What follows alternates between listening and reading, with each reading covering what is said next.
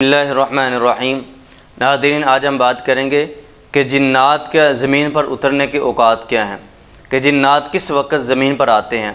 سیدنا جابر رضی اللہ تعالیٰ عنہ بیان کرتے ہیں، اللہ کے رسول صلی اللہ علیہ وسلم نے فرمایا کہ جب شام کا وقت ہو تو اپنے دروازوں کو بند کر دو اور اپنے بچوں کو گھر میں روک لو، اور اسی طرح اللہ کے رسول صلی اللہ علیہ وسلم نے ارشاد فرمایا کہ تم اپنے جانوروں کو اپنے گھروں میں روک لو، کیونکہ وہ وقت ہوتا ہے کہ جب شیاطین جنات زمین پر اترتے ہیں، اور جب دروازے بند کر دیے جاتے ہیں بسم اللہ پڑھ کے اور بچوں کو گھر میں روک لیا جاتا ہے، تو جو دروازے بند ہوتے ہیں شیاطین جنات ان گھروں میں داخل نہیں ہوتے۔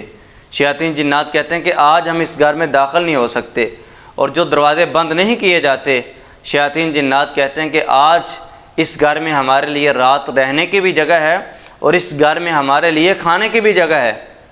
اس لیے اللہ کے رسول صلی اللہ علیہ وسلم نے ارشاد فرمایا تھا۔ اور جب دروازے بند نہیں کیے جاتے، بچوں کو گھر میں روکا نہیں جاتا، عموماً ہمارے معاشرے میں دیکھیں کہ مغرب کے بعد ہی لوگ پارک میں جاتے ہیں، سیر و تفریح پہ جاتے ہیں، تو اس وقت شیاطین جنات ان بچوں کو تنگ کرتے ہیں کہ جو باہر ہوتے ہیں، اور اسی طرح ان گھروں میں بھی داخل ہوتے ہیں کہ جن گھروں کے دروازے کھلے ہوتے ہیں۔ تو اس لیے اللہ کے رسول صلی اللہ علیہ وسلم نے جو بات ارشاد فرمائی ہے اس میں بڑی حکمت ہے۔ مغرب کا جو وقت ہے وہ بڑا خطرناک ہوتا ہے، کیونکہ شیاطین جنات اس وقت آتے ہیں اور گھروں میں داخل ہوتے ہیں اور بچوں کو تنگ کرتے ہیں۔ اس لیے صبح شام کے اذکار اللہ کے رسول صلی اللہ علیہ وسلم نے ہمیں بتائے ہیں، اور جو شام کے اذکار ہیں وہ عصر کے بعد یعنی مغرب سے پہلے کرنے چاہیے۔ تو اذکار کی پابندی کریں، جو شام کے اذکار ہیں وہ مغرب سے پہلے کریں۔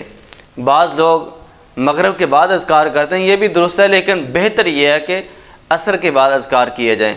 اللہ سبحانہ و تعالی ہمیں ہر قسم کے شیاطین جنات کے فتنوں سے محفوظ فرمائے۔